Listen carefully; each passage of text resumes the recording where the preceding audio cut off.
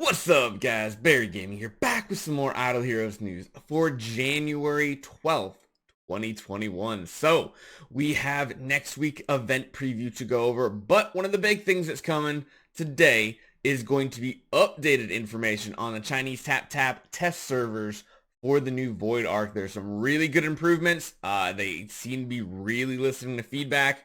It does seem like they're even trying to make it more idle and more approachable for those who don't have a ton of 10-star heroes. So let's take 1 second now, guys. Hit that subscribe button. Make sure you enter all of our giveaways.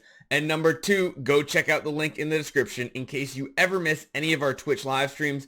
We now have a secondary channel for all of our Twitch VODs. So if you want to go check those out, those are on a secondary channel. Go check it out in the description. It's also on our homepage here on YouTube, so let's jump right into it.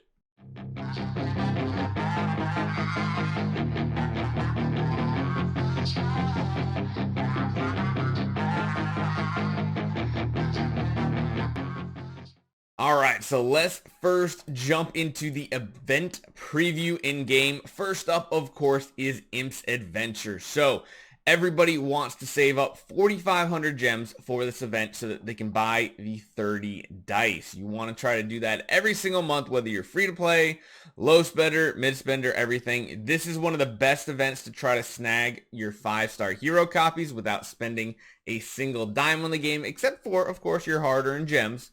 So definitely try to get that done. The one difference in this event is the 5-star hero selection chest. Should have a no-scan in it. I don't believe it'll have Marax in it just yet. I think the next one should have Marax.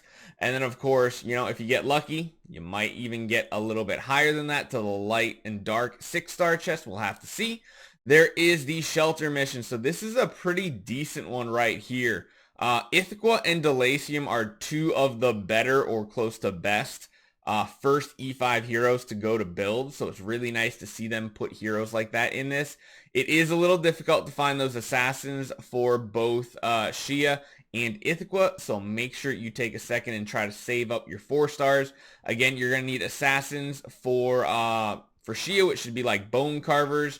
For Olivia, you need to save up priests, which are like Zekis. I think even Thale is a priest. Ithaca, you need to get bone carvers. Oh, I said that backwards. Shia, you need Roys. That's what you need. Roys for Fortress. You need bone carvers to get the Ithaca. There we go. And then for Delaciums, of course, you can use Alarias, Destroyers, any type of mages. Usually one of the easier ones. The Light and Dark, they're not horrible. This is one they're borderline. Maybe get them. So Mim is used in the Mim cheese lineups. Is he going to get better since he's going to be getting Void imprints? I don't know. Hard to say. And Asmodel, maybe if you plan and you want to build Void, the Transcendence Asmodel coming up, it might be worth going for him. But again, that's 2,000 gems and 2 fodder light star heroes. That's a big investment for 1 hero copy. You guys are going to make that decision, but definitely pick up the Fortress, Forest, Shadow, and Abyss heroes because they're not only going to have gear and the hero copy, they also give you dice for the Imp's Adventure event, so that is really, really important. Value packages, same old, DH value. If you're barely off getting to a chest, maybe spend a little bit, but usually I say no. We will have Grey Dwarf's Blessing coming back, so if you need to snag up a set of gear, you might want to consider it. Again, it costs a lot of gold and a lot of gems to upgrade them, so make sure you're saving.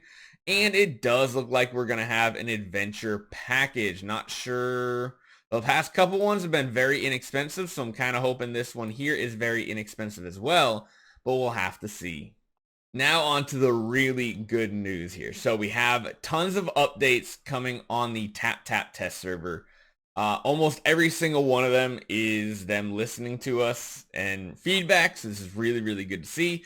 Number 1 here is going to be the optimization and adjustment of the new gameplay of the Void hero dispatching. So remember, I basically said they can't be puppets. They have to be 10 stars and higher to put them into the game mode. Well, they're changing it. They're now making it, instead of 10 star and above, they're making it 6 star and above. So they're going to be tweaking it a little bit. Dispatching heroes with 10 star and above will increase the number of experience rewards you get not including the void eggs, of course.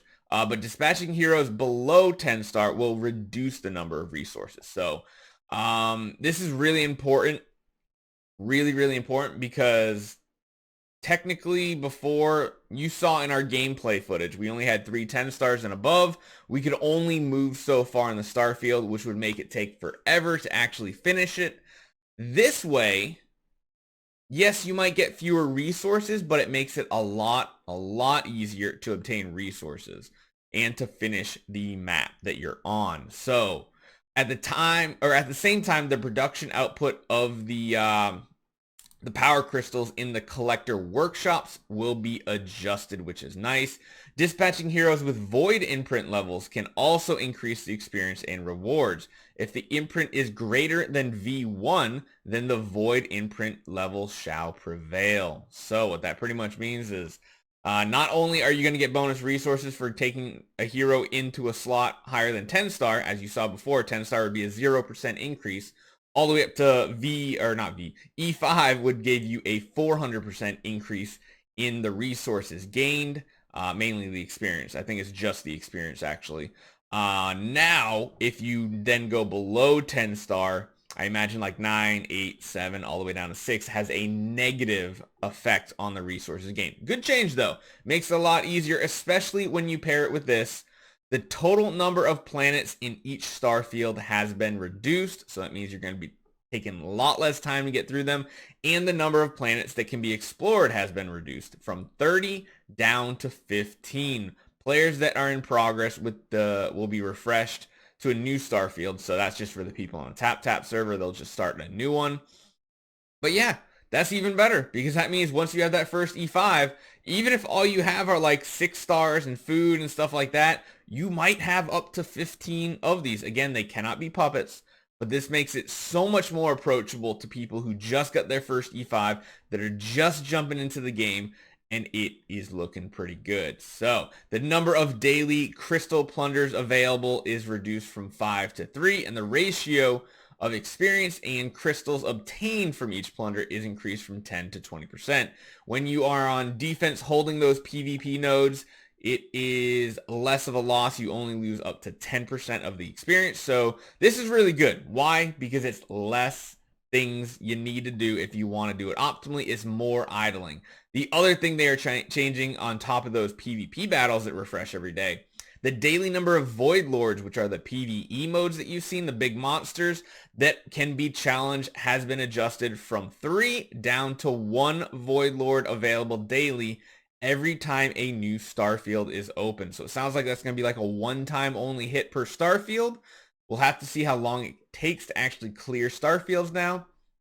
After the current starfield exploration is over, the Void Lord who was not defeated will remain in the next starfield. The number of rewards of the Void Lord has been greatly increased, so that's a really big one too. So not only are they lowering it from having to kill 3 of them daily to just 1 per new starfield opened, well, they're also going to be increasing the rewards, so it's the same as if you did the 3. So that's really good.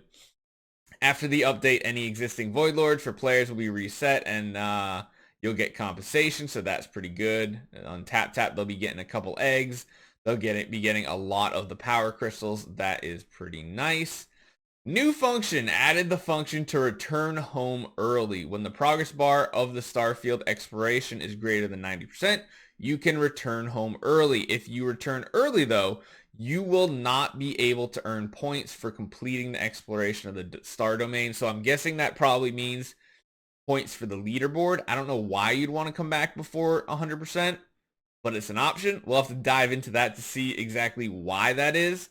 A new display function has been added to the Starfield interface. Acquire a specified number of those crystal ingots and you will unlock a Starfield sector. So as you see, when you first jump in, you only have the first one, the red one, open, and then it costs a certain amount to unlock the others. Okay, pretty good. And lastly, they have a big change to the egg system. So I have been confirmed. Let me make sure and see if I can find what was said. I double checked and got confirmation. You'll get a star spawn when you open your first egg.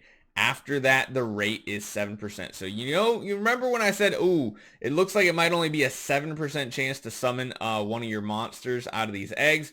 Well, it does sound like the first one is guaranteed, and then after that, there's a 7% chance moving forward, which isn't too bad. You'll get quite a bit of them.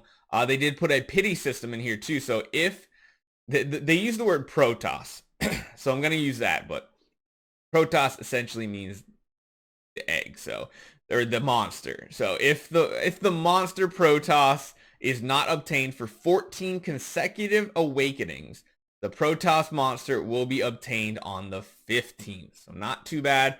And then they're also adding a new way. If you want to spend diamonds, it'll accelerate the wake up process. So normally, I believe for an egg, when you put it into the incubator, when you highlight it and you start awakening that egg, it takes about 20 hours. It's just a quick little speed up, not a big deal. I don't see that being pay to win or anything like that. So hopefully this is looking good. I'm optimistic because it does sound like they're listening to a ton of feedback from the players, even on the Chinese tap test server. They're giving some really good feedback. It does seem like they're making this game mode so much more approachable for the average player, not just the whales, which it was kind of just set up for whales. I mean, hell, even me, I couldn't do 30 10-star pluses right now on my Lights Army account, and that's saying something because I'm even on the leaderboard for the highest points on Android. So yeah, hopefully you guys enjoy this one. Make sure, once again, you hit that subscribe button.